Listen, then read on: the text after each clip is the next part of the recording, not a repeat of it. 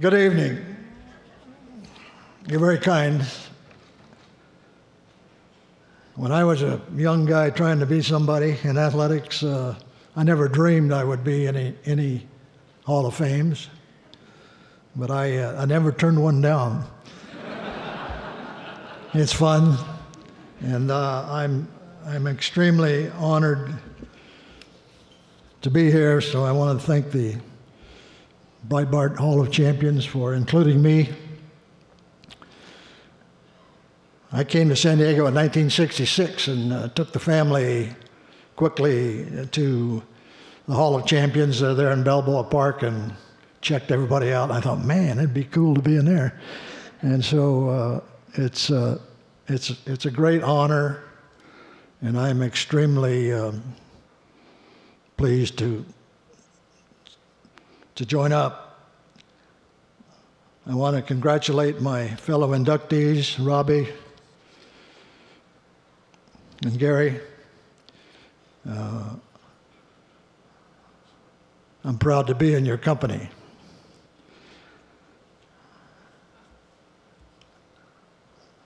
I crafted a beautiful speech. It was probably going to be the best one I ever gave. And then Drew called and said I had 5 minutes. So I had to go to plan 2. And so I had to cull this thing down to just a few people that shaped and influenced my life as a young person. And I'm going to talk about 4 people tonight. I'm going to talk about my parents, my 8th grade teacher, Effie Ferris, and my high school coach, Homer Beatty. They were all extremely instrumental in my development as a person, as a player, and as a coach. My parents came from Oklahoma in 1932 during the Dust Bowl. They faced a double whammy, the Dust Bowl in Oklahoma and the Great Depression. 1932, my sister was a year and a half old. I was 6 weeks old when they made the trek, so I don't remember too much about it. But I heard the stories a lot because we would, at our Christmas gatherings, my father would spike the eggnog and get into a storytelling mood, and he was a funny man. He could tell a story, and we would laugh about it. But it was also something you didn't really laugh at because it was a hard time. And I came to the San Joaquin Valley and worked the fields. Both of them worked the fields. You know, the older kids in those Okie labor camps would take care of the kids while the parents worked the fields. It was a land of opportunity. You had the opportunity to work in the cotton field, the fruit orchard, or the oil fields. And if you're a kid, you had the opportunity to play football. My parents did that up and down the valley for quite a few years, and then we wound up in Bakersfield, and my father went to work in the oil fields. He worked on a drilling rig for 30 years. He used to come home with mud and oil all over him. I'm thinking, is that going to be my future? And it didn't look very exciting. And but they worked. My mother actually worked the fields to buy school clothing and football shoes for me and dancing slippers for my sister Vi. And, you know, at the time we thought, well, that's the way life is. But the older I get and the more I reflect back on that, it was amazing what they did, their sacrifices and their teachings. And so I felt very fortunate to have grown up that way and learned to appreciate the value of hard work and discipline and perseverance and all those things. So they were wonderful people. They never made any halls of fame, but if there was one, they'd be in it. I went to a rural school, Greenfield School.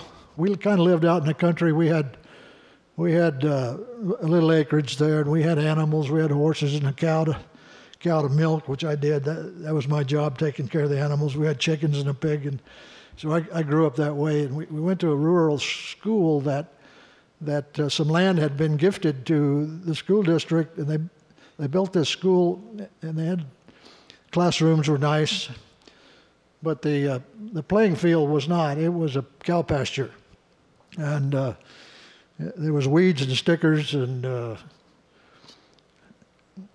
we had no athletic program. But we had a teacher, my 8th grade teacher. I'd had pretty good teachers up until then, but she was the first one that truly inspired us. And she not only taught us how to read and write and do a little math, but she was our coach.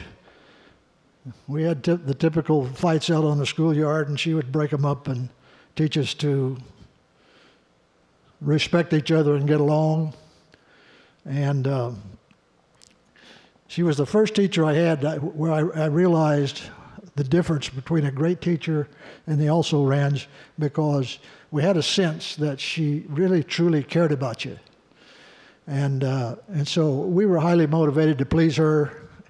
And so she was the very best, magnificent lady. I used to go back and see her from time to time, and she would say, she called me Claude. She said, "Claude, you're doing good.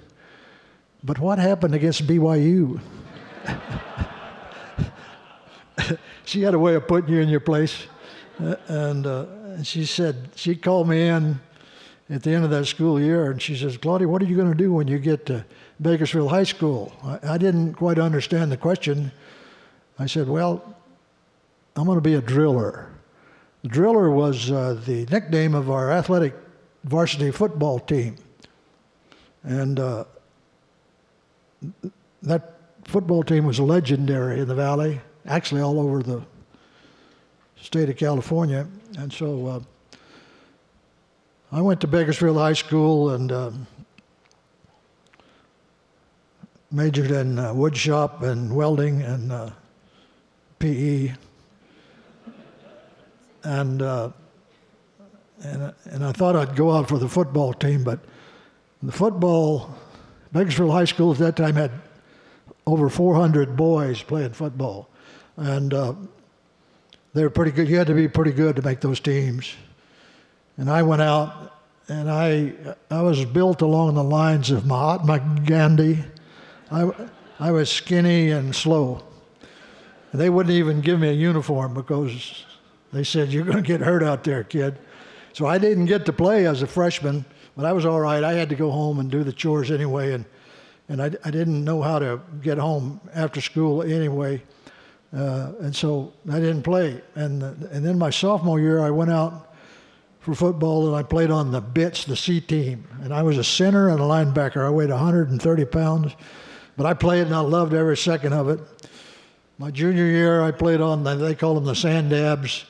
I weighed 145 pounds, and I was a center and a linebacker, and boy, I was just having one hell of a time.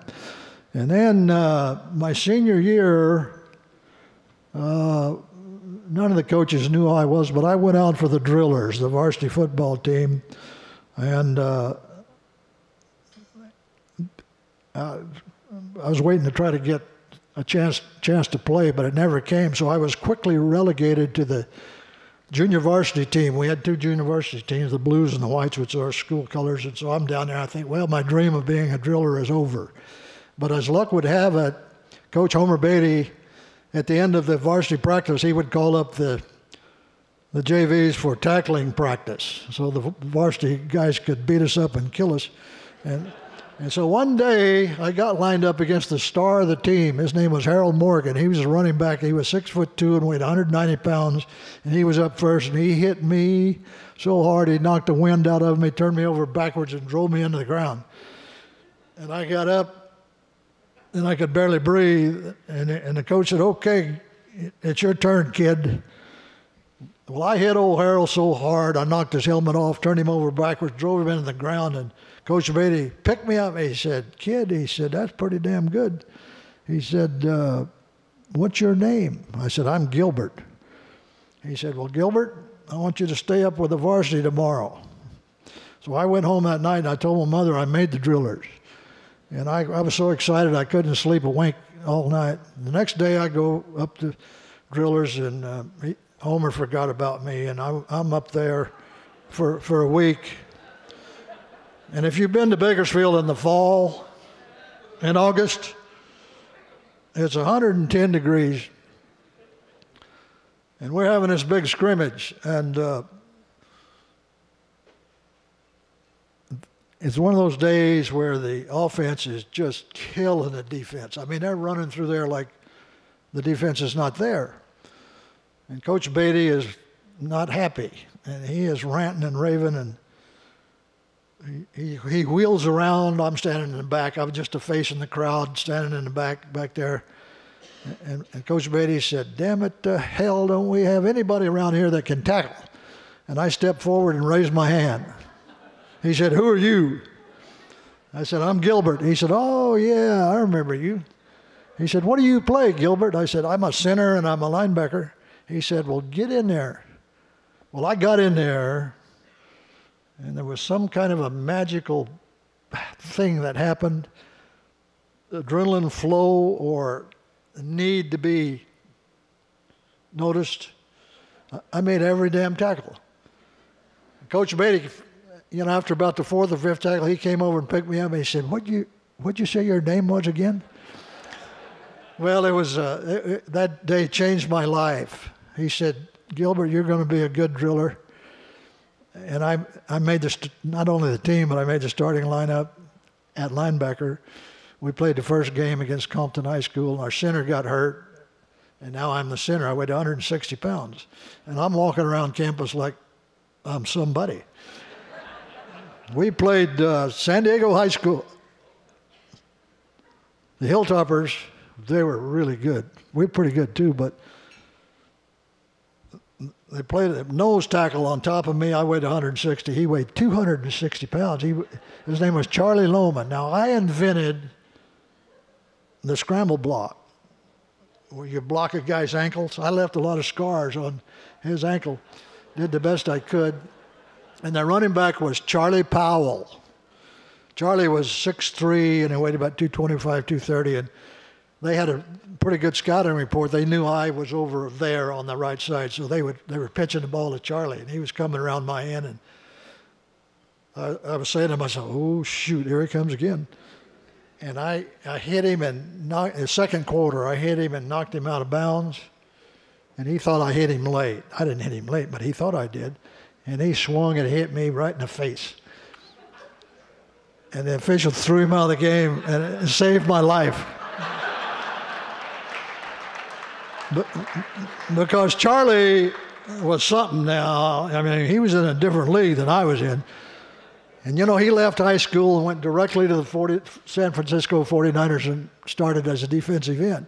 He played about 3 years, then he became a heavyweight boxing contender. I think he was ranked about 4th or 5th then, and so he was something. Anyway, I learned more football that year than all the years I coached after that, from Homer Beatty. Homer Beatty was the best ever. He was smart and he was tough. He used to say, "Boys, we're going to play hard, we're going to play fast, and we're going to play smart, and we're going to have fun." Well, I understood the first three of them, but I didn't understand the fun part because it's 110 degrees. They hadn't invented Gatorade yet, and they wouldn't let you drink water. So I wasn't having a hell of a lot of fun out there.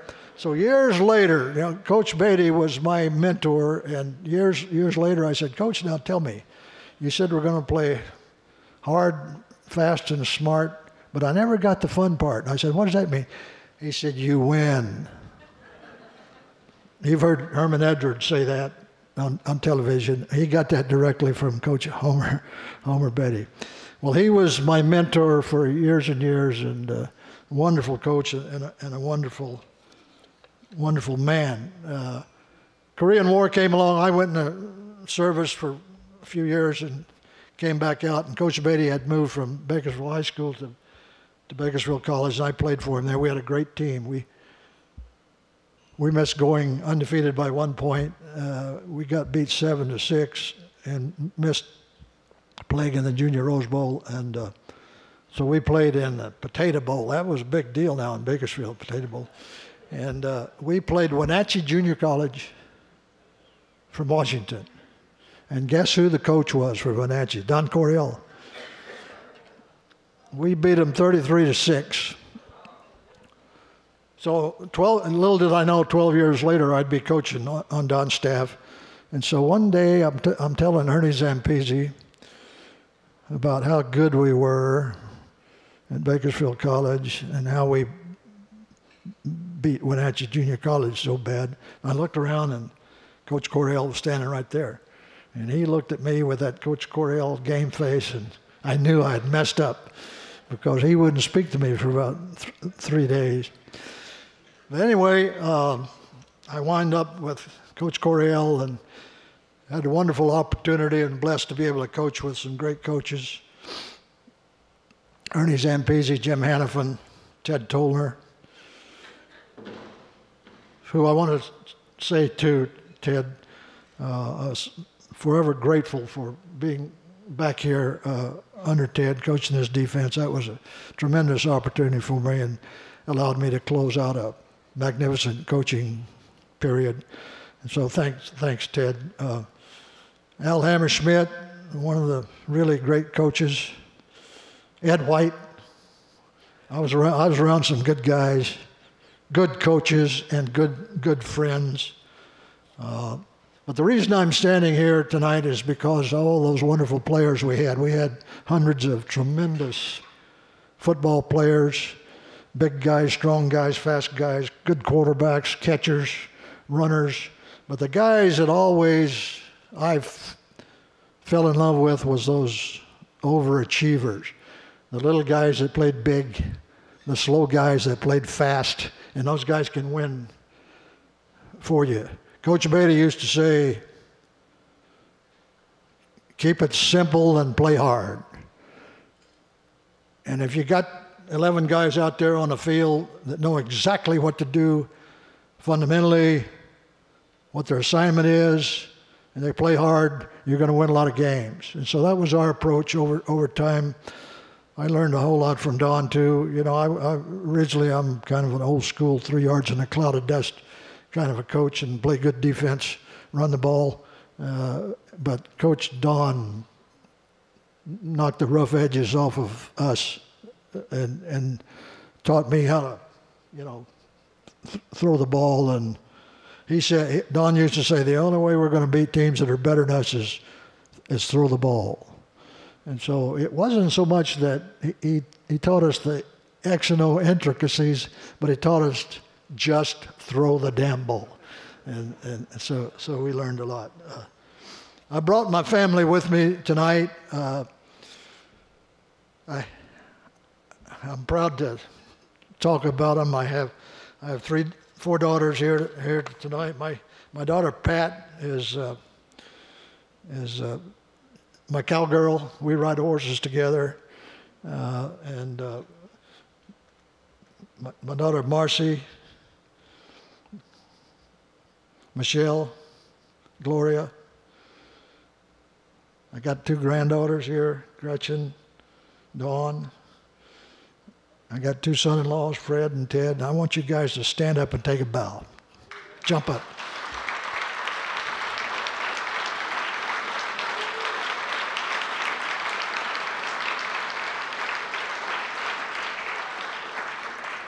An old cowboy told me one time, the secret to life's happiness is to have a good woman,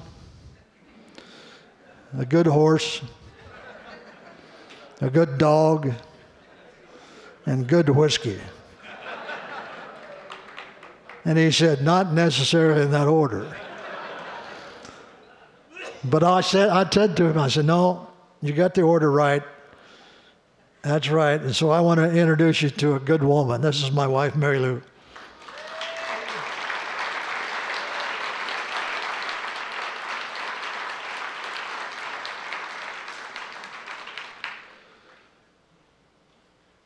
I want to thank all of you who supported us over the years when we were here.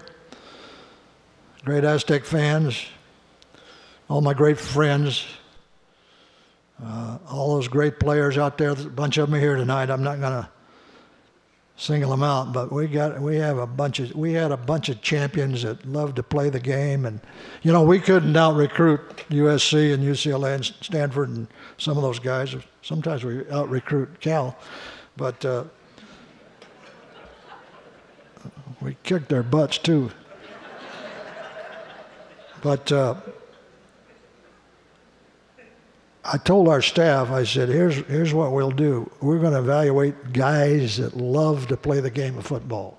If they love to play the game hard enough and smart enough, we'll win the game. So we had all shapes and sizes. We had some little ones, but we had some great champions. And so I was very blessed to have the opportunity to coach those guys.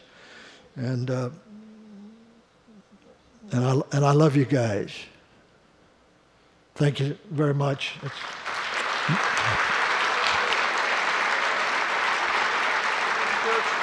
When